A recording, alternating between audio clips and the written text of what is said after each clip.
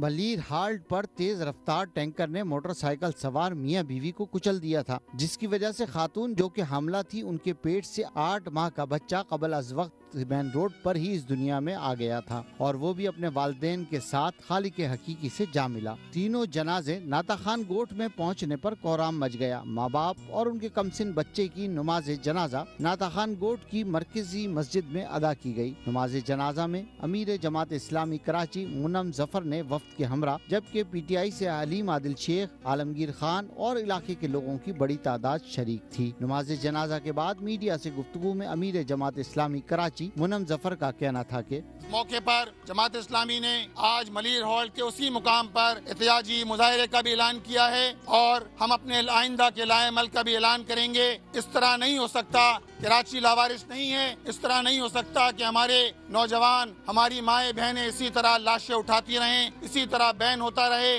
और शहर के अंदर इसी तरह डंपर, टैंकर, ट्रॉलर के हाथों ये जाने जाया होती रहें। हुकूमत को होश के नाखून लेना पड़ेंगे, वरना सारे ऑप्शन मौजूद हैं। अवाम के साथ मिलकर वो सारे ऑप्शन हम इस्तेमाल करेंगे जिसके जरिए हुक्मरानों पर प्रेशर डाला जा सके, इनको बेहिसी से निकाला जा सके। PTI के रहनुमा आलमगीर खान ने मीडिया से गुफ्तगू में कहा कि आज फिर कराची ने एक जनाजा उठाया और ये जनाजों का सिलसिला कराची की बदकिस्मती रह गई है कि जहाँ मोबाइल डकैतों से जान बच जाए तो या टैंकर या डंपर कुचल देता। और ये हादसात अब हादसात नहीं रहे क्योंकि इस पर लगाम नहीं डाली जा रही। अब ये मर्डर की शक्ल इख्तियार कर गया क्योंकि खुलेआम धंधनाते इन माफियाज को कोई लगाम ही नहीं दी जा रही। और हर हफ्ते हमें कोई ना कोई हादसा नजर आता और हुकूमत हमें तमाशाई के तौर पर नजर आती सिंध में। किसने इन टैंकर्स या जो भी हैवी व्हीकल है इसकी फिटनेस टेस्ट देखना, किसने ड्राइवर्स की स्क्रीनिंग करनी, किसने ट्रैफिक कवानीन की पाबंदी करवानी, ये किधर है? ये सारी इंतजामिया, ये महकमे, ये क्यों नहीं हरकत में आ रहे? मुतवफ़ी कयूम के दोस्तों ने मेट्रो वन न्यूज को बताया, कयूम भाई बहुत अच्छा लड़का था, जवान लड़का था माशाल्लाह। उसकी बीवी प्रेग्नेंट थी, इलाज के लिए बीवी के चेकअप के लिए गया हुआ था बाहर दही को जो कोई गोट अस्पताल। हालांकि ये जहाँ रहता है ना, इसके घर, अपने घर से निकल के ये डिस्पेंसरी से होके निकलता है। वहाँ पे डिस्पेंसरी है, हमारी कैंटोनमेंट बोर्ड मलिर की डिस्पेंसरी है। वहाँ पे मैटरनिटी होम भी है, जना का भी है, दिल का, और ये चौथाई लैब भी है, मेरे ख्याल में चौथाई लैब भी है। बड़ा अस्पताल है, लेकिन क्या करे पता नहीं, वहाँ पे पैसे नहीं लगते हैं। लोग जाते हैं वहाँ पे इलाज के लिए, कोई गोट अस्पताल। तो वहाँ पे गया हुआ था, रास्ते में ही हादसा हो गया, जो हमेशा होते रहते हैं। यूँ मेरा क्लास फेल होता, 5 क्लास तक हम साथ पढ़े। उसके बाद हमने क्रिकेट बहुत अरसा के लिए, 21 साल उम्र है उसकी। अभी ये हादसा पेश हुआ। बस हमारी ये हुकूमत से अपील है कि टैंकर माफिया को रोके। ये माफिया इसको नहीं रोक सकता क्योंकि ये हुकूमत को अंधाधुंध भत्ता देती है और अंधाधुंध टैक्स देती है, तो ये नहीं रोक सकता। इसको रोकें, इस पर कार्रवाई की जाए। मियाँ बीवी और उनके कम सिन बच्चे को मकामी कब्रिस्तान में आहों और सिस्कियों में सुपुर्द खाक कर दिया गया। कैमरामैन रशीद अलाना के साथ Zulfiqar Pirzada, metro one news, Karachi.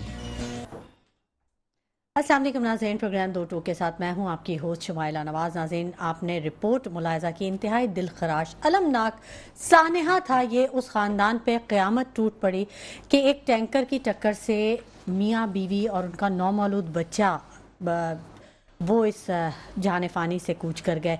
इंतहाई अफसोसनाक वाक़या, कल ये वाक़या हुआ और उसके बाद पूरे शहर में सोगवारियत तारी हो गई। कराची में कातिल टैंकर बेलगाम हो चुके हैं, कोई पूछने वाला नहीं है। आए दिन हादसात मामूल का हिस्सा बन चुके हैं, ख़ानदान उजड़ रहे हैं। लेकिन ऐसे लग रहा है कि बयानात तक ही ये चीज़ें महदूद हैं। बस वो प्रेस कॉन्फ्रेंसेस होती हैं, बयानात होते हैं और उसके बाद मामला जो है वो ख़त्म हो जाता है। इसी तरह आवाम के दूसरे जो मसाइल हैं उन पर भी कोई तवज्जो नहीं दी जा रही और आवाम हर रोज़ एक नया मसला लेके खड़े हुए हैं। वो आवाम जो कि पहले ही महंगाई से परेशान है, स्ट्रीट क्रिमिनल से परेशान है, वो अब इन ट्रैफिक हादसात का शिकार हो रहे हैं। जो महंगाई और स्ट्रीट क्रिमिनल से बच जाते हैं वो ट्रैफिक हादसात का शिकार हो जाते हैं। और ट्रैफिक हादसात में हुक्मरानों की जो कैफियत है वो ऐसी है कि वो आवाम को कोई सहूलत देने के लिए तैयार नहीं है या नामालूम वजूहात की बिना पर पहलू तय कर रहे हैं। शहरी बहाली के मंसूबे शुरू कर दिए गए हैं लेकिन ख़त्म कब होंगे कुछ पता नहीं है। डेट्स पे डेट्स हैं और बजट बढ़ता चला जा रहा है, लेकिन जो अपोजिशन है और सिंध हुकूमत है वो ऐसे लगता है कि एक ही पेज पर है, सब एक दूसरे पे इल्ज़ामात और बयानात की सियासत तो कर रहे हैं लेकिन मसाइल के हल के लिए कोई भी तैयार नहीं है। मेरे साथ मेरे जो गेस्ट मौजूद हैं मैं उनका तारुफ करवाऊंगी आपको और फिर हम गुफ्तगू के सिलसिले का आगाज़ करेंगे। मेरे साथ हमें ज्वाइन कर चुके हैं जमाल अहमद साहब, MKM से इनका ताल्लुक़ है, और सलीम सिचवानी साहब ने भी हमें ज्वाइन कर लिया है, PTI से इनका ताल्लुक़ है, जबकि जमात इस्लामी से एडवोकेट सैफुद्दीन साहब हमें ज्वाइन कर चुके हैं, स्टूडियोज़ में हमारे साथ मौजूद हैं। आप सबका बहुत शुक्रिया कि आपने अपने कीमती वक्त में से हमारे प्रोग्राम के लिए वक्त निकाला। एडवोकेट सैफुद्दीन साहब से पहले मैं गुफ्तगू का आगाज़ करना चाहूँगी। सैफुद्दीन साहब, आपने भी ये वाक़या ज़रूर देखा, सुना, और अभी जो रिपोर्ट आपने देखी इंतहाई दिलखराश वाक़या, ये कोई नया वाक़या नहीं है। ये साल शुरू होने से अब तक 100 दिनों में कोई 100 से ज़ायद लोग जा चुके हैं जानों से, लेकिन जो हुकूमती इक़दाम हैं वो कहीं नज़र नहीं आ रहे। आपकी तरफ से काफ़ी दावे किए गए थे, वादे किए गए थे, क्या सूरत हाल है? बिस्मिल्लाहिर्रहमानिर्रहीम।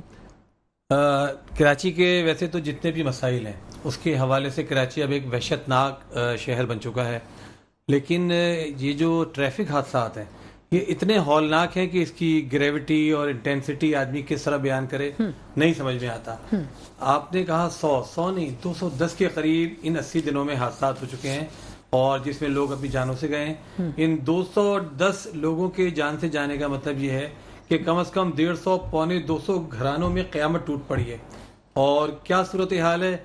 लेकिन अफसोसनाक बात यह है कि ये सारी जिम्मेदारी तो हुकूमत की है ना, अपोजिशन की तो नहीं है। आपने कहा कि अपोजिशन और हुकूमत एक पेज पर हैं। हम अपोजिशन होते हुए जितना कुछ इस मामले में कर सकते हैं, एहतजाजी मुजाहरे तो अपनी जगह, इसमें हमने IG से मुलाकात की, तफसील से मुलाकात की, तमाम तजावीज़ उनके सामने रखी, हमने जो AIG ट्रैफिक है उनसे मुलाकात की, NHA के जो यहाँ पर जिम्मेदारान हैं उनसे मुलाकात की, तमाम जो भी इसमें बातें हो सकती हैं सब की। लेकिन मसला पता है क्या है कि कराची जिन लोगों के पास है उनका ना कोई विजन है और ना कोई नीयत है काम करने की, और ना ईमानदारी पाई जाती है। उसकी वजह से जो एक्सीडेंट्स हो रहे हैं उसकी बहुत सारी वजूहात हैं। देखिए, कराची बिल्कुल इस वक्त उधड़ा पड़ा है, कराची की सड़कें टूटी हुई हैं। आप देखिए कराची यूनिवर्सिटी रोड जो है उसका क्या हाल है। इस करीमाबाद पे आप देखें जो अंडरपास बनना था वो सालों से ऐसे ही पड़ा हुआ है। कराची की बड़ी बड़ी सड़कें टूटी पड़ी हैं। इसकी वजह से क्या हो रहा है कि जो लोग इन सड़कों पर चलते हैं उनके लिए भी मसला होता है, वो बेचारे जिगजैग चल रहे होते हैं मोटरसाइकिल वाले, और या फिर जो चंद सड़कें बची हैं साफ उस पर लोग सफर करने की कोशिश करते हैं। उसके नतीजे में क्या है कि उन सड़कों पर बेतहाशा ट्रैफिक होता है। एक चीज तो ये है। दूसरी बात फिर क्या है कि कराची में ट्रांसपोर्ट की सहूलत ना होने के बराबर है, सरकारी सहूलत। चुनांचे कराची में 60 लाख के करीब लोग मोटरसाइकिलों पर सफर करते हैं। चुनांचे ये इतनी बड़ी तादाद मोटरसाइकिलों की जब शहर में निकलती है तो आप सोचे क्या होगा। फिर ये जो डंपर माफिया के हवाले से बात हुई, डंपर माफिया, टैंकर माफिया, छोटे छोटे बच्चे ये डंपर और टैंकर चला रहे होते हैं, कोई इनको चेक करने वाला नहीं है। ट्रैफिक पुलिस का काम आपने देखा है कि ट्रैफिक पुलिस सिर्फ कोनों में मोटरसाइकिल वालों को रोककर खड़ी होती है और अपना धंधा पानी चला रही होती है। इस पूरी सूरत हाल को कौन ठीक करेगा? कौन ठीक करेगा? हुकूमत सिंध करेगी। ठीक है, कौन ठीक करेगी, या इस पूरी सूरत हाल का जिम्मेदार कौन है? जमाल अहमद साहब, आपसे ज़रूर बात करेंगे। आप MKM से आपका ताल्लुक़ है और कराची के मसाइल के हवाले से आप भी ख़ासे मुतहरिक रहती है, आपकी जमात भी।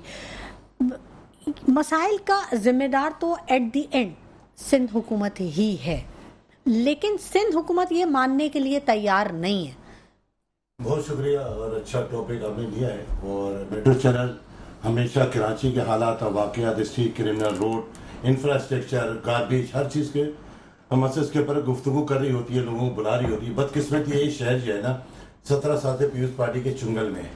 मैं कहता हूँ अगर आप काम अच्छा कर रहे हो तो हम तारीफ के पुल बांध देते हैं, हम आपको हार बनाते हैं। अभी आपने देखा सुबह सिंध असेंबली का इजलास अभी 4-5 दिन पहले खत्म हुआ है, उसमें प्री बजट इजलास था। जो हमने स्कीमें रखी थी, स्कीमों के ऊपर क्या हुआ क्या नहीं हुआ, फिर सबसे अहम इशू चाहे जमात इस्लामी के लोगों, PTI के लोगों, सब ने एक ही इशू बात की, सबसे ज्यादा पानी की इशू बात की जो कराची का।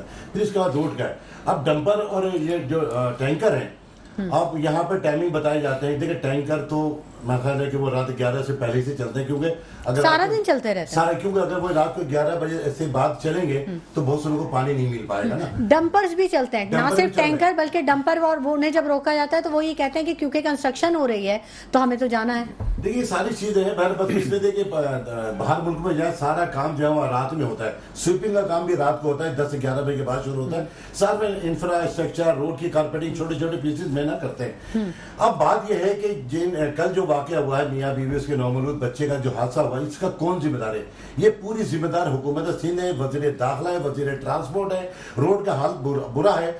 आप ये देखें कि बहुत से लोग, कल हमारे MNA MP भी वहां के जो थे वो भी वहां पे कहते हैं, MKM के लोग भी, बयान भी आया, सब कुछ है, मगर बदकिस्मती है कि हुकूमत का कोई एक नुमाइंदा, एक MNA, एक MPA, वफाकी वजीर, कोई 140 अफराद जो अब तक मारे गए डंपर और टैंकर से, कोई लोग घर पे नहीं जा रहे हैं, ना उदास कर रहे हैं, ना उनके लिए कंपनसेट का कोई ऐलान कर रहे हैं, कुछ नहीं है। ऐसा लग रहा है कि पाकिस्तानी नहीं है, ये अफगानी नहीं है भाई, पाकिस्तानी है ये। तो शहर का हाल ये है। असल में चक्कर ये है कि जितने डंपर और टैंकर चल रहे माफिया है, ये सिंध हुकूमत के लोगों का भी टैंकर डंपर है, ट्रांसपोर्ट इसी तरह है, पुलिस के आला अहदेदारों का भी है, ये बहुत से लोग इससे इन्वॉल्व है। और सारे सड़कों पर आपने देखा होगा पुलिस से, यानी काली वर्दी से ज्यादा सफेद वर्दी वाले इसको हर जगह आपको नजर आएंगे, मगर वो सिर्फ उन जगह खड़े हो गए जहां टर्निंग पॉइंट होगा, जहां सबसे ज्यादा हमारे यूथ बेचारे जो कॉलेज स्कूल जा रहे थे उन बच्चों को पकड़ के 10-10, 20-20 सुबह लेते। बदकिस्मती है और रूट को कोई नहीं चेक कर रहा, सब आराम से मजे कर रहे होते हैं। बात यह है कि ये भाई ये इसकी जिम्मेदारी ट्रैफिक ISO पे भी है, ये सारी चीजों पे ये कौन देखेगा? अच्छा, इनका फिटनेस पैसे से बनता है। अच्छा, ड्राइविंग लाइसेंस ना हो तो उस पर 302 का केस बनता है, मगर यहाँ बेक डेट पे ड्राइविंग लाइसेंस यही माफिया, क्योंकि सारे सरकार की सारी चीजें चल रही है, ये बना के देते हैं, बचा लेते हैं। आईओ जो है वो केस को कमजोर करता है, उसके भी 4-6 लाख रुपए वो भी निपटा लेता है। तो ये मसले की जो पुलिस का सिस्टम है ये बहुत खराब सूरत हाल है। अगर यही सूरत हाल होती रही तो मैं कहता हूँ कराची में ऐसा लग रहा है जंगल का कानून है, हर आदमी, रमजान का बरकतों वाला महीना है, लोग खुदा की कसम, इंसान के हाथ में कुछ नहीं है, बद्दुआ देना इंसान के हाथ में कोई मायका ला नहीं हो सकता। मैं समझता हूँ कि अरबाब इख्तियार को फौरी तौर पर कराची में जितने भी स्टेक होल्डर हैं इनको बढ़ाएं, इस मसले का हल निकालें। ये किसी बढ़ा लें, पुलिस और ट्रैफिक वाले, किसी की तो जिम्मेदारी है ना ये। बिल्कुल। सलीम साहब से भी बात कर लेते हैं। सलीम साहब, कराची के अवाम की के हुकूक की बात करने वाली सियासी जमातें आप सिर्फ ताज़ियत कर रही हैं। देखें, ताज़ियत से तो काम नहीं चलेगा, उनको हकीकत में मुल्क के लिए, शहर के लिए काम करना पड़ेगा। आप देखें तो तमाम तर जितने भी ट्रैफिक हादसा हों या पाकिस्तान की तालीमी निज़ाम की बर्बादी या दीगर जितनी भी खराबियाँ हमारे माशरे में पैदा हैं, उन तमाम की जिम्मेदारी जो है वो एक आती है करप्शन के ऊपर। करप्शन के खात्मे के लिए आज तक कोई भी जदोजहद मुनज़्ज़म तौर पे नज़र नहीं आया कि हम कहें कि सारी पार्टियों ने मिल के करने चाहिए जो उनको उनका हक बनता है। तमाम हमारी जो दीनी जमातें हैं उनको चाहिए कि वो मिल के इसके लिए काम करती, मगर वो नज़र नहीं। आज से 30 से 35 साल पहले तो तकरीबन जापान की कंपनी थी जो उसने कहा हम पूरे शहर के अंदर, कराची शहर की बात कर रहा हूँ मैं, किसी और की बात नहीं कर रहा, मैं कराची शहर की बात कर रहा हूँ कि इसके अंदर हम पूरा सबवे का सिस्टम बना के देंगे, 7 साल तक हम उसका जो भी प्रॉफिट होगा वो हम लेंगे और 7 साल के बाद हम आपके हैंड ओवर कर देंगे। अच्छा। मगर आप देखें न कराची की उस वक्त की पार्टियों ने जो कराची के दावेदार हैं उन्होंने इसके ऊपर आवाज उठाई, न दीगर महकमों ने इसके ऊपर कोई कार्रवाई होने दी, न दीगर हुकूमतें, उस वक्त की हुकूमत वक्त ने इसको मंसूबे को आने दिया। और नतीजा ये निकल रहा है कि आज पाकिस्तान जो ट्रांसपोर्टेशन का मसाइल का शिकार है। मोटरसाइकिलें जो इतनी हेवी तादाद में मुल्क के अंदर, शहर के अंदर में चल रही हैं जो कि नहीं होनी चाहिए। ट्रांसपोर्टेशन मुकम्मल तौर पर अवामी ट्रांसपोर्टेशन मुहैया होनी चाहिए, आवाम के बाद ट्रांसपोर्टेशन की सहूलियात होनी चाहिए, सबवे सिस्टम होना चाहिए, बसें होनी चाहिए जो कि ये 200-300 पिंक और ग्रीन और बसें चलाकर जो डंडोरा पिटा जाए। इससे ज्यादा की तो इससे ज्यादा तो जो है ना ये मार्केटिंग के ऊपर, एडवर्टाइजमेंट के ऊपर पैसे खर्च कर रहे हैं जितनों की बसें नहीं आई है इन्होंने। तो इस तरीके से मुल्क और शहर नहीं चलते जब तक हम दीन इस्लाम की बुनियादी असास के निज़ाम इंसाफ कायम हो। निज़ाम इंसाफ के लिए हम काम नहीं करेंगे, करप्शन के खात्मे के लिए काम नहीं करेंगे, उस वक्त तक हम सिवाय मसाइल में उलझे रहने के और सिवाय तनज़ुली में जाने के हम कुछ नहीं कर सकते।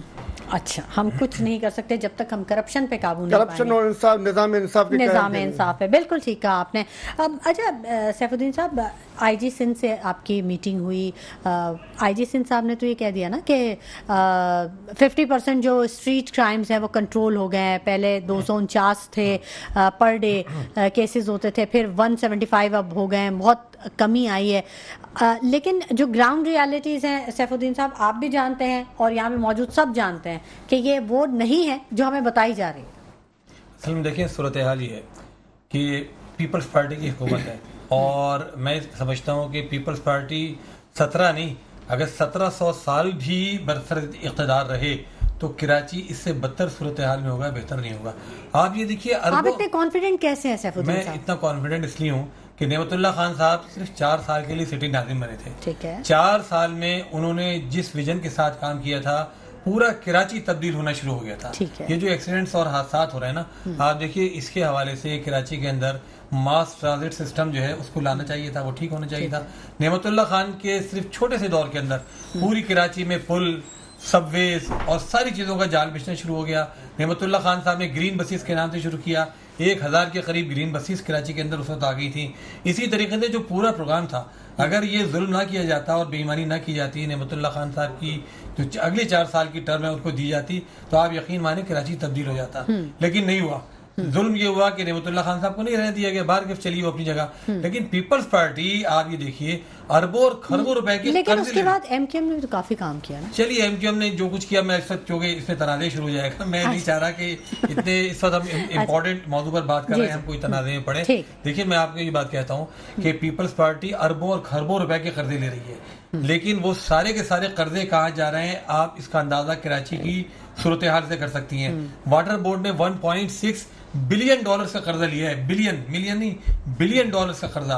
आप देखें पानी की सूरत हाल क्या है, सीवरेज की सूरत हाल क्या है, टैंकर खरीद लिए ना उन्होंने, टैंकर। अच्छा, आप देखिए कि इनका हाल ये है कि क्लिक के नाम से एक इन्होंने इदारा बनाया। मैं कहता हूँ दुनिया में कोई इतना बड़ा अहमक नहीं होगा कि 60 अरब रुपए उस क्लिक के पास आए और वो क्लिक काम क्या कर रहा है, 15 करोड़ रुपए से पार्क बना रहे हैं। पीपल्स पार्टी क्या कर रही है, जिस कराची में पीने के लिए पानी नहीं है, सड़कें नहीं है, गैस नहीं है, जिस कराची के अंदर गटर बह रहे हैं, जिसमें क्या सूरत हाल है, तालीम नहीं है, सेहत की सहूलियात तो का फुकदान ऐसा है। आप सोचिए, वो पीपल्स पार्टी पैसे को किस तरह ठिकाने लगा रही है कि वो पार्क जो 2 करोड़ में बन सकता है, उसको बैनुल अक़वामी कोर्ट के सामने भी ये मुकदमा गया था, तो जज हजरात, हाई कोर्ट के जज हैरान हो गए कि आप लोग का दिमाग सही है कि आप कर क्या रहे हैं, आप बैनुल अक़वामी कर्जा सूद पर लेकर पार्क बना रहे हैं, 14 करोड़ रुपए के पार्क बना रहे हैं। तो ये सारा पैसा ठिकाने लग रहा है। इसलिए मैं इस यकीन के साथ, क्योंकि मैं खुद इस निज़ाम का हिस्सा हूँ, मैं अपोजिशन लीडर हूँ सिटी काउंसिल के अंदर, मैं एक यूसी का चेयरमैन हूँ, मैं नेमतुल्लाह खान साहब के ज़माने में भी नाजिम था। उस जमाने को मैंने देखा है किस तरह पैसा खर्च होता था, किस तरह लगता हुआ नजर आता था। देखिए, ट्रांसपोर्ट के, मैं एक छोटी सी बात करूंगा आपके सामने, सिर्फ मिसाल दूंगा। मैं कराची यूनिवर्सिटी में पढ़ता था 1984 में, सिर्फ कराची यूनिवर्सिटी के पास 110 सरकारी बसें थी, 110 सरकारी बसें। ये हमारी अपनी कराची यूनिवर्सिटी जिसमें अब 2 बसें भी नहीं है मुश्किल से शायद। सिर्फ एक कराची यूनिवर्सिटी के पास गवर्नमेंट ने 110 बसेस और 30 के करीब कराची यूनिवर्सिटी के 84 में और इस तरह एनईडी के पास अपनी बसें थी और गवर्नमेंट बसें देती थी। बजाय तरक्की करने के हम पीछे आ गए। इससे आप अंदाजा करें, इससे आप एसआरटीसी कहलाती थी जमाने में, केआरटीसी, और उसके पास इतनी बसें थी और जो ये पूरी कराची में चलती थी। और आज कराची को इन्होंने किसके हवाले कर दिया, चिंची रिक्शाओं के। आप अंदाजा करें, जो गाँव और देहातों के अंदर चलने वाली चीज भी नहीं है, उसके हवाले कराची। चिंची रिक्शा वालों से आप पूछे कि आप तुम यहाँ पे क्यों खड़े हुए हो ना दरमियान में, वो कहता है 50,000 रुपए पर हफ्ता देते हैं हम, तो क्यों नहीं खड़े होंगे हम, हमारा जहाँ दिल करेगा हम वहाँ पे अपनी गाड़ी खड़ी करेंगे। कराची सिर्फ इस काम के लिए है कि इसके नाम पर तरक्याती फंड लिए जाएं और उन पैसों को बर्बाद कर दिया जाए। भत्ता, हर तरह का सिस्टम कराची में चल रहा है। यानी कराची इस वक्त माफियाओं का शहर है। इस कराची पर अगर तहकीक हो ना, तो यहाँ जराइम पर इतने जराइम है कि हर जुर्म पर, हर माफिया पर आप पीएचडी कर सकती हैं। सर जमाल साहब, कराची का कोई वारिस नहीं है, अगर कोई वारिस है कहाँ है, कौन वारिस है? देखिए, चिंची रक्षे के भाई ने बात की, मैंने असेंबली में एमपी भी हूँ। असेंबली में चिंची रक्षे के हवाले से हो, पानी के हवाले से हो, नशेइयों के हवाले से, हर चीज में मैं गुफ्तगू कर चुका हूँ पॉलिटिशियन के जरिए ना।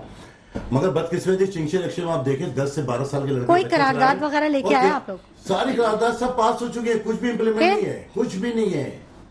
हर इशू पे, जो इशू कराची में है ना, मैं भी तो कराची में रहता हूँ, मैं भी तो मुतवस्सित तबके से ताल्लुक है, मैं देख रहा हूँ कि कुछ भी नहीं, जो भी बात करके चाहे वो बस एक सिंपल सा जवाब देते हम काम कर रहे हैं। और पीयूष पाटिल मुसलसल, शर्जील मेमन साहब मुसलसल, आप देखें स्पोक पर्सन है वो टीवी बैठ के थे, हमारे काम नजर नहीं आ रहे। तो मैंने कहा भाई वो कोई ऐसा लेंस दे दो जो तुम लगा के देखते हो वो हम लगा के देख लेंगे। काम तो नजर आ रहे हैं, मगर उजड़े हुए काम, टूटे हुए काम नजर आ रहे हैं। पूरा कराची इस वक्त उधेड़ दिया है और कराची दोनों की तस्वीरें एक जैसी। अब देखें चिंची रक्षा, शायद यहाँ ज्यादा बुरे हालात, हर चौराहे पे चिंची रक्षा वाले खड़े हुए, एक रक्षा पे जो सवारी है ना वो 12 से 14 लोगों को खड़ा कर रहे हैं। खुदा इतना हल्का रक्षा है ना, पूरी चिंची रिक्शा पीछे, अगर वो पलट गए, अगर उसको खुदा ना खाता डंपर नहीं या पानी के टैंकर है वो सब के सब मर जाएंगे। तो भाई वो भत्ता जा रहा है, पूरा रूट का भत्ता होता है, एसओ से लेकर ऊपर डीआईजी तक, ये सब भत्ता लेने में दावे से तो असेंबली कहते सब भत्ता लेते हैं। ये कोई कराची में कोई ऐसा रूट नहीं जिसे भत्ता नहीं जाता। ये जो ट्रॉलर जाते हैं लियाकताबाद से निकल के हाईवे जाते, सबके मंथली पेमेंट बंदी हुई है, सबकी बंदी हुई है। तो वो खुद कह रहे होते हैं ना, जो ड्राइवर होते हैं यही ठेला ये बैठे ना, इनकी बल्दियाती सिस्टम है ना, जितने केएमसी के रोड के ऊपर जो ठेले लगे हुए हैं वो ट्रैफिक पुलिस वाले ले रहे हैं और केएमसी ले रहे हैं, टाउन के अंदर जो है लैंड डिपार्टमेंट ले रहा है, पूरा माफिया। यकीन माना 2 ग्रेड या 4 ग्रेड के लोग हैं, वो करोड़ अरबपति है वो लोग, सब पता है, सब मिलके खा रहे हैं, सब अपना हिस्सा ले रहे हो, कह रहे हैं भाड़ में जब पाकिस्तान जैसा भी है चलता है, चले नहीं चलते हमें कोई थोड़ी की। तो मैं कहता हूं अल्लाह कुदरत का करिश्मा इंशाल्लाह इस रमजान में शब कदर आने वाली है, इंशाल्लाह वो हशर होगा इस हुकूमत का, ये देखेंगे इंशाल्लाह। ये बहुत दुखावा दिल है लोगों का, यहाँ पे लोगों का दिल वाकई बहुत दुखा हुआ है, बहुत ज्यादा परेशान है लोग, बहुत सारे चैलेंजेस हैं। चैलेंजेस से तो खैर निपट ही लेते हैं, लेकिन जब जान ही ना रहे तो फिर क्या उस चैलेंज का करेंगे। गुफ्तगू का सिलसिला जारी रहेगा, लेकिन वक्त हो गया छोटे से ब्रेक का, हमारे साथ रहिएगा। वेलकम बैक नाज़रीन, गुफ्तगू के सिलसिले को हम आगे बढ़ाएंगे और बात हो रही थी कि कराची का बहुत बुरा हाल है, इंफ्रास्ट्रक्चर हो या कोई बहाली मंसूबे हैं, तरक्याती मंसूबे हैं, लेकिन लग ऐसे रहा है कि शुरू तो हो गए हैं लेकिन ख़त्म नहीं हो रहे। सलीम साहब, ये आखिर जो मामला है, वैसे तो सिंध हुकूमत पे ही सब ब्लेम करते हैं कि 17 साल हुकूमत है, लेकिन उससे पहले दरमियान में आपकी भी हुकूमत आई, तब आपके पास भी कुछ, अच्छा सिंध में नहीं है, तो आप हुकूमत का इंतजार करेंगे कि जब आपका हुकूमत आएगी फिर आप कुछ काम करेंगे?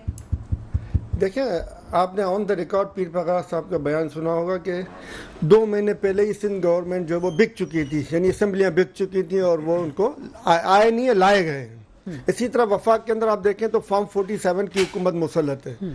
जब हुकूमत सिंध हो या वफाकी हुकूमत, वो जब जो उनको लाए हैं, जो उनको ज़बरदस्ती बैठाया जिन्होंने, जो अवाम के हक़ के ऊपर डाका डाला गया है, जो अवाम के वोट से अवाम को हक़ को महरूम किया गया है, तो आप खुद सोचें वो अवाम का क्या ख्याल करेंगे, उनको अवाम की क्यों फिक्र होगी, वो अवाम के लिए क्यों सोचेंगे। मोहम्मद खान जो ने, जो एक वाहिद हुक्मरान थे, जो 1 साल उन्होंने हुकूमत चलाई, अखराजात कम किए और पाकिस्तान को प्रॉफिट में लेके आए, और जनरल ज़ियाउल हक 11 साल तक हुकूमत करते रहे और अमरीकी इमदाद के बावजूद भी 8 इनके सारे बजट जो है वो पाकिस्तान नुकसान में था। जुनेजो साहब की आपने बात की, जुनेजो साहब के दौर में तो जितने भी मिनिस्टर्स थे उनके लिए बड़ी बाउंड्रीज आ गई थी कि वो 800 सीसी से ज्यादा की गाड़ी रखने का किसी को इजाजत नहीं रख सकते थे। जी जी जी जी, और प्रोटोकॉल में भी कमी कर दी गई थी और दीगर अखराजात में भी कमी की गई। यानी मसला पाकिस्तान में पैसों की कमी का नहीं है, पाकिस्तान में जो अशराफिया जिन्होंने पाकिस्तान के ऊपर कब्जा लिया है, जिन्होंने पाकिस्तान को कब्जा कर लिया है, जिन्होंने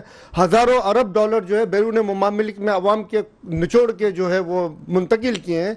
अब भुट्टो साहब की किताब है अगर मुझे शहीद किया, अगर मुझे कत्ल किया गया, उसमें उन्होंने लिखा अगर मुझे कत्ल किया गया तो बड़े बड़े बूटों वालों की हुकूमत होगी, अवाम को निचोड़ा जाएगा, अवाम का पसीना बहाया जाएगा, हुकूमतें बनाई जाएंगी और हुकूमतें गिराई जाएंगी।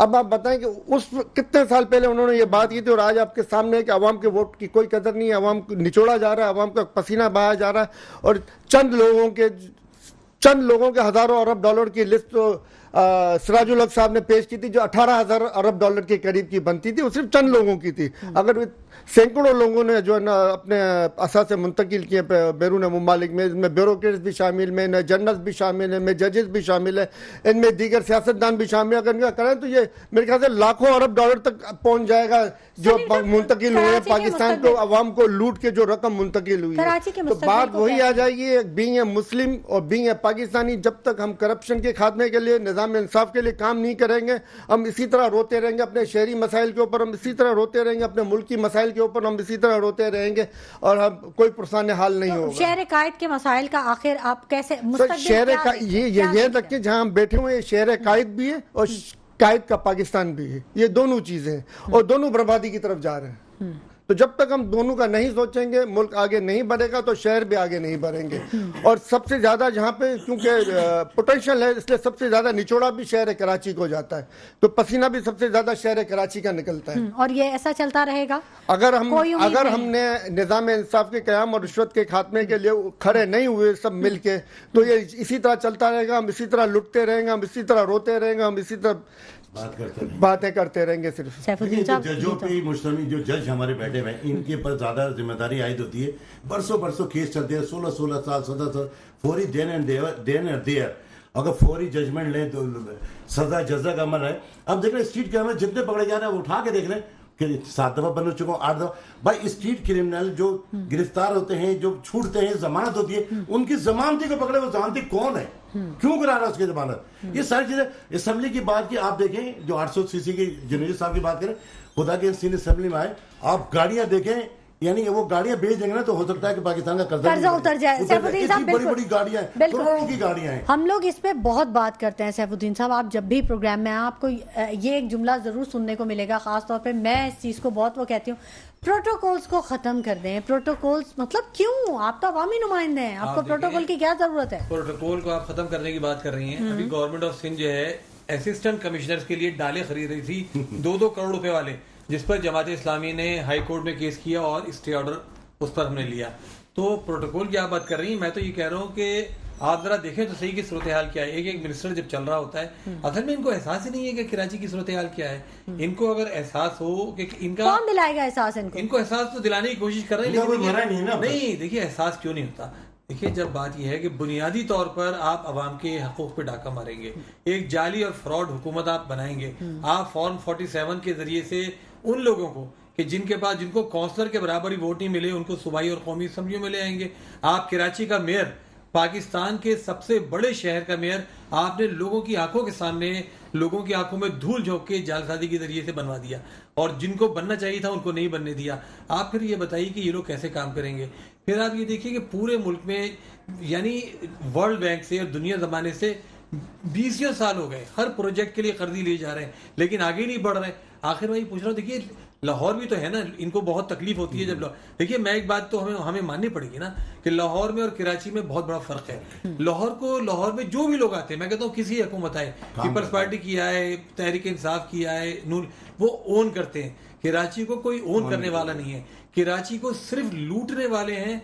17 साल से पीपल्स पार्टी बैठी है, उसका काम सिर्फ लूटना है कराची के अंदर।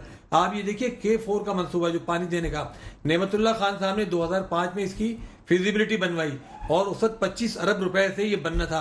आज 200 अरब रुपए इसकी वो कॉस्ट जा पहुंची है और मंसूबा वहीं का वहीं है।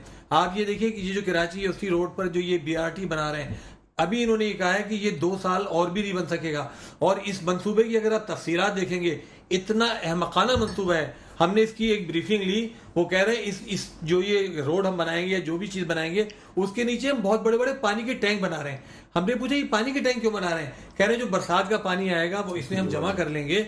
और यानी अंदाजा कीजिए कि इन्होंने अरबों रुपए की कॉस्ट उसके ऊपर लगा रहे हैं कि जब कभी बारिश होगी और उसमें जो पानी जमा होगा, भाई कौन सी बारिश होगी, पानी कौन जमा करेगा और कब वो पानी कहाँ इस्तेमाल। K4 का मंसूबा तो सैफुद्दीन साहब अगर मुकम्मल हो भी जाता है तो कराची के आगे उसकी ऑगमेंटेशन कहाँ है? अब देखिए मैं ये बात कहने वाला कहाँ है, वो जाएगा किधर पानी आगे? $1.6 बिलियन का कर्जा है ना, ये ऑगमेंटेशन के लिए इनका बेसिकली। ये तो बिल्कुल ऐसे है कि हमने बिजली पैदा कर ली, लेकिन आगे लाइन ही नहीं है कि हम किन तारों पर दे बिजली। सड़कें बना रहे हैं और अगर इन्होंने ऑगमेंटेशन का निजाम डालने के लिए कराची में काम शुरू किया तो ये सारी सड़कें फिर टूटेंगी, सब टूटेंगी, सारी सड़कें फिर टूटेंगी। आप देखिए 84 इंच की लाइन कराची एससी रोड पर घड़ी घड़ी लीक हो रही है, उसको नहीं बदल रहे। ये मजाक है, एक मजाक लगता है। नहीं, ये मजाक नहीं है, क्या है? वो टूटते हैं तो पैसे अच्छे खासे बन जाते हैं। ये करप्शन का कारोबार है, क्रिमिनल नेग्लिजेंस है ये। देखिए अगर दुनिया में कोई अगर होती ना सही इंसाफ वाली,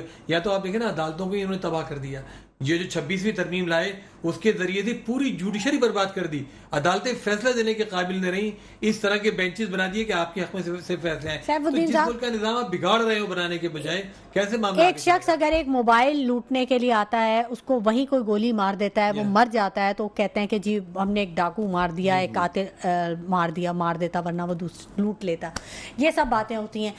ये मंसूबे जो कि अवामी, मैं तो इसे कहूँ कि अवाम का कत्लेआम हो रहा है, ये तो ये उनका मुआशी कत्लेआम है। आप देखें कि ये जो मार्केट है जिसका करीमाबाद मार्केट है, जो अंडरपास बना रहे हैं, आप वहाँ जाएं, कारोबार तबाह है, 1-1.5 साल। और अब ये रमजान वो रो रहे हैं, वो लोग क्या करें, कहाँ जाएं? जो वजीर तो मुआशी कत्ल है। तो उन्होंने कहा कि कोई बात नहीं, बन जाएगा, कुछ दिन बाद बन जाएगा। यानी अंदाजा कीजिए इनके, यानी एहसास ही नहीं है इनको कि किस तकलीफ में लोग मुब्तला हैं, किस मुसीबत के अंदर। अच्छा थोड़ा सा अगर हम देखें डीपली, थोड़ा सा देखें, सलीम साहब भी यकीनन एग्री करेंगे इससे, तो जितने भी ये मंसूबे चल रहे हैं, ये रेड लाइन और ये सारा, अगर कुछ भी ना होता, सिर्फ इन्हीं रोड्स को चौड़ा कर दिया जाता, बसेस चला दी जाती, तो मेरा ख्याल है मसाइल का हल निकल जाता। 100% ऐसा होता? बिल्कुल। इसकी फिजिबिलिटी नहीं बनती जो कुछ ये करने जा रहे हैं, इसके नतीजे रोड बनाई तो मंसूबा साजों से ज्यादा अच्छा तो मंसूबा हम नहीं बना लेते यहाँ बैठ के, आवाम को रिलीफ मिल जाए। मंसूबा साज जो है वो जालसाजी में ज्यादा माहिर है। मंसूबा साज इस तरह के हैं, पूरा का पूरा धंधा ये जो है ना, कहते हैं ना दाल में काला है या पूरी दाल ही काली है। तो ये इस वक्त मसला चल रहा है। आप कैसे समझती हैं कराची में बेहतरी आएगी? कराची तो दिन ब दिन, आप देखिए एहसास, पेडिस्ट्रियन ब्रिज इतने अच्छे बने हुए थे, ऊपर रोड्स अच्छी बनी हुई थी, वो सब खत्म हो गया, एकदम गायब। लहरी एक्सप्रेस में जाए सीधे की बाढ़ लगी तो कि गाड़ी नीचे ना जाए, सब लोग निकाल।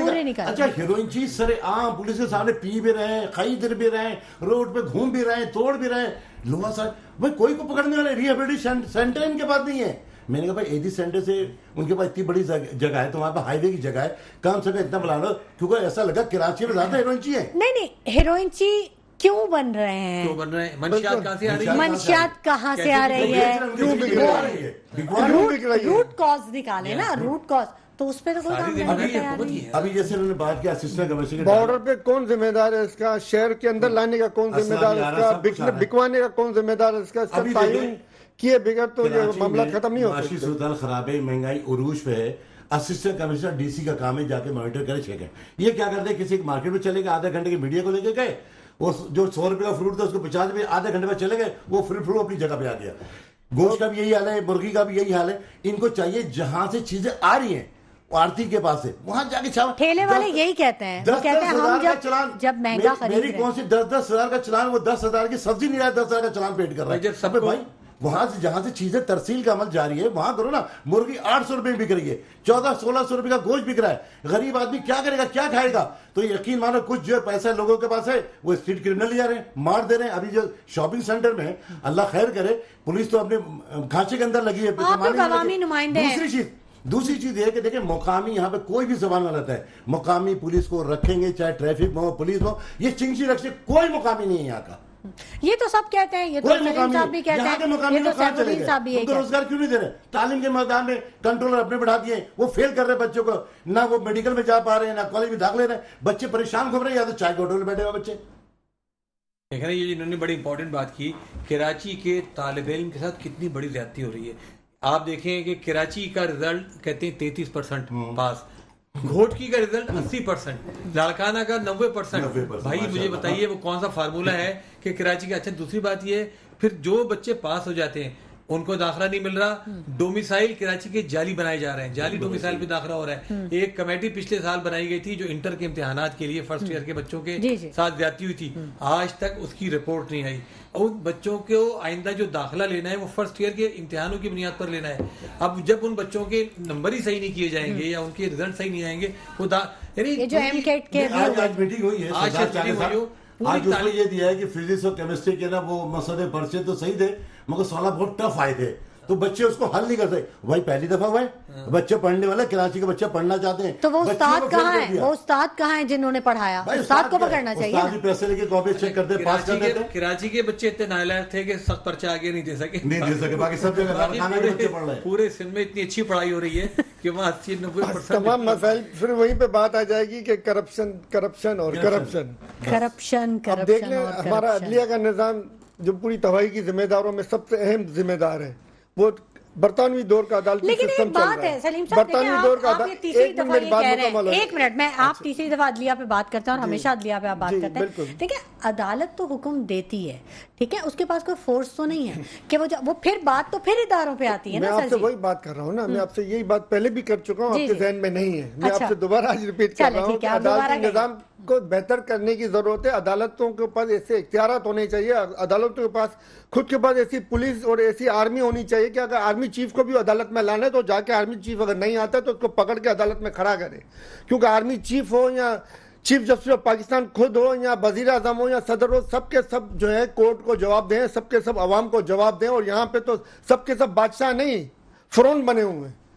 अवाम को अगर बात करती है तो रातों रात दालों में डाल के उठा लिया जाता है। अवाम को अगर कोई खवातीन को जो है ना बालों से पकड़ के घसीटा जाता है, कोई पूछने वाला नहीं होता है। बड़ी इंपॉर्टेंट बात कर रहे हैं। देखिए करप्शन का निजाम मैं आपको बताऊं, इतना शर्मनाक निजाम इससे चल रहा है। बल्दियाती इदारे हैं, बल्दियाती इदारे में एक यूनियन कमेटी, मैं एक यूनियन कमेटी का चेयरमैन हूँ ना, अगर मुझे 1 लाख रुपए का काम करवाना है ना तो उस 1 लाख रुपए के काम में 13,000 रुपए तो टैक्स चला जाएगा। फिर उसके बाद तकरीबन 30 से लेकर 35% तक जो है वो करप्शन की नजर होगा। ऑडिट करने वाला ऑडिट नहीं करेगा। अच्छा, आपको भी रिश्वत देना पड़ता है? 1 लाख का काम 60,000 में होता है। मैं आपको बताऊं रिश्वत किस तरह निजाम में रिश्वत तख्लीक हो गया है। इस तरह का सिस्टम पूरे कराची की यूनियन कमेटीज को एंटी करप्शन डिपार्टमेंट नोटिस दे रहा है कि आप वो लेकर आइए। मैं हैरान हो गई यार, पूरी कराची की यूनियन कमेटीज को।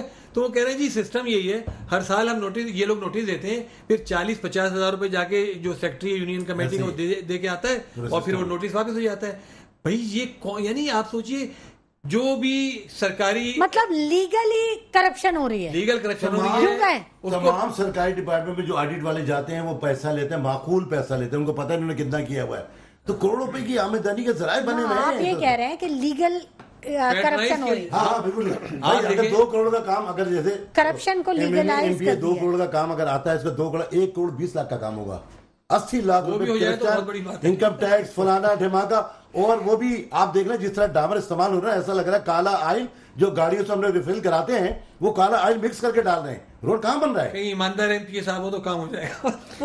बहुत साफ लफ्जों में है कि पूरी कौम को जो है ना अल राशि वल मुर्तशी किला माफिल ना, यानी पूरी कौम को एक दोजख की तरफ ले जाने वाले सिस्टम में धकेल दिया गया है। उससे निकालने के लिए काम नहीं हो रहा बल्कि उसमें मजीद धकेलने के लिए काम हो रहा है। कराची के अंदर बेचारे हमारे मासूम बच्चे बच्चियां नादरा की लाइन में लगी रहती 6-6 घंटा रोड के ऊपर। अब बात ये इतनी बड़ी आबादी है भाई, नादरा सिस्टम डिस्ट्रिक्ट वाइज तो बनाओ कम से कम, नॉर्थ साउथ दरवाजे बनाओ। देखे रात को जाए लोग रो रहे थे हाथों से, क्या 6-6 घंटे बाहर खड़े थे, बहुत बुरा हाल है, पूरा एक दिन जाता है। मैंने विजिट किया है वहाँ पे और वहाँ बूढ़े जो खवातीन मर्द हजरात होते हैं, बहुत बुरा हाल है, बहुत हुजूम। बिल्कुल मैं गई हूँ, मैंने वहाँ नोटिस किया और वहाँ का अमला भी बहुत बड़ा रूड है। वो लोग सारी रात लाइन में लग के जब पहुंचते हैं वो फजूल के एतराज लगा के और ये मैंने सजेशन दी वहाँ पे खड़े होके, मैंने कहा आप एक डेस्क बना दें ताकि जो भी इंफॉर्मेशन है वहाँ से ले लिया, आप एक हेल्पलाइन बना दें कि भाई आप, तो वो कहते हैं इतना टाइम नहीं। आप ऐसे एक काम करें, फील्ड में निकल के कुछ प्रोग्राम करें,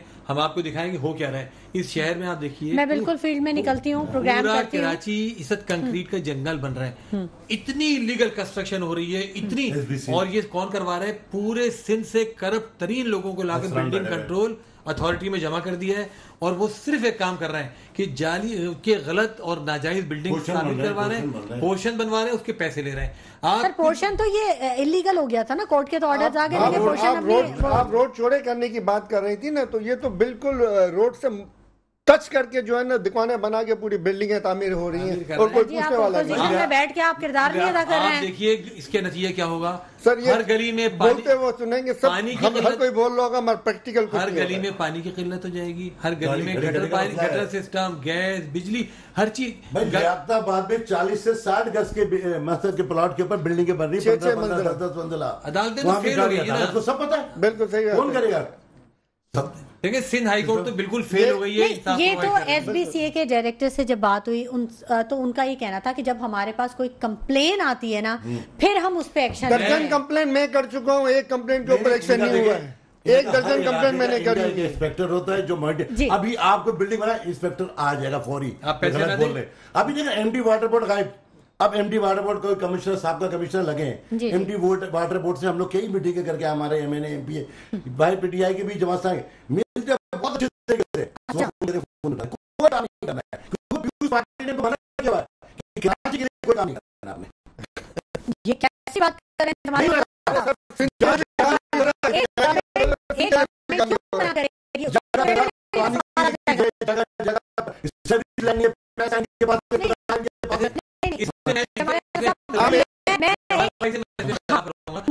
इस मामले में पार्टी की तो क्रेडिबिलिटी पे सवाल क्यों करेगी?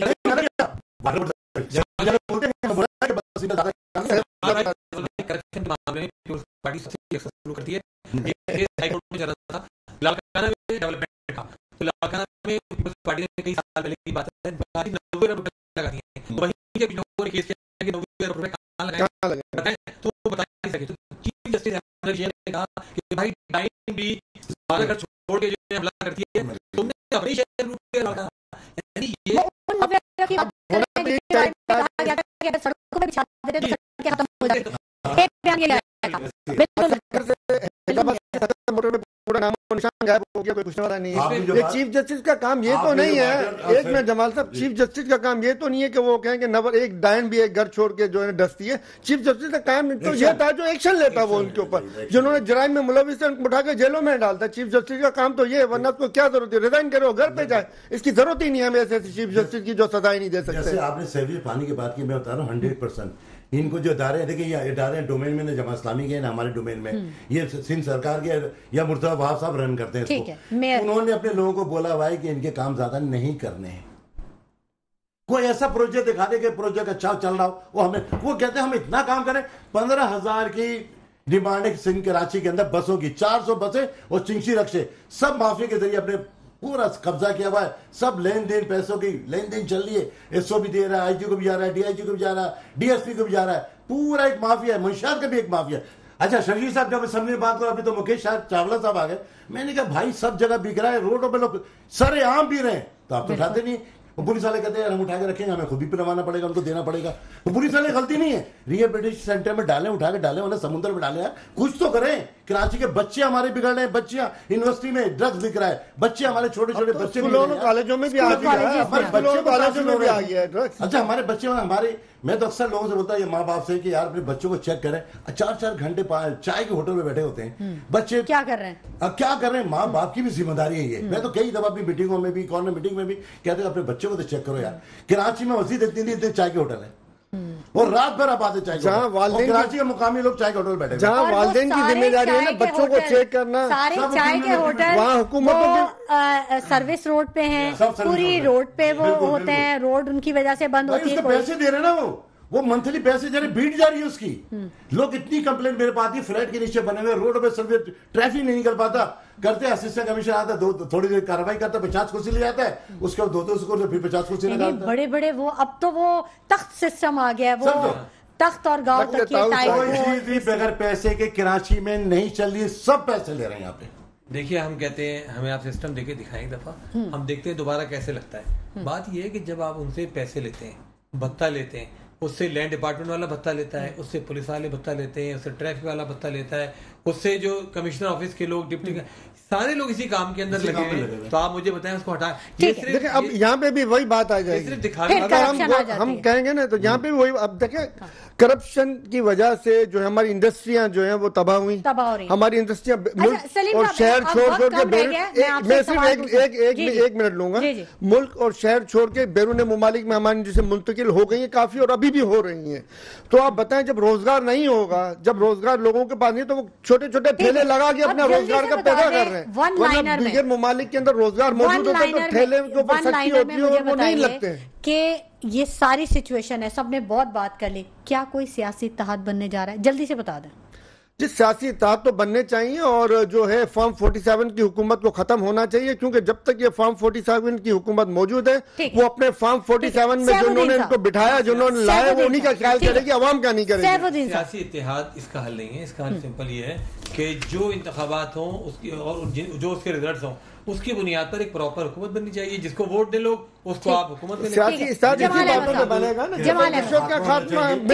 करप्शन का खात्मा होना चाहिए। इसको मॉनिटर कर, खास तौर पर टैंकर और ये जो डंपर है इनके हवाले से कोई लाइबल सीन हुकूमत कुछ करते हुए कोई चीज नजर आए हमें कि कोई एक्शन ले रही है, वरना इसके बाद ऐसा ना कि अवाम अपने हाथ में ले ले एक्शन।